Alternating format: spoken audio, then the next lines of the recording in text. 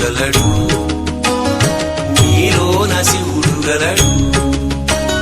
నాలోన గల శివుడు మీలోన గల శివుడు గంగ పైకెత్తగలడు.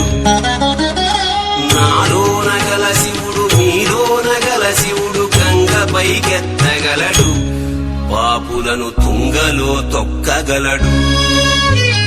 నాలోన శివుడు గలడు, నీలోన శివుడు గలడు.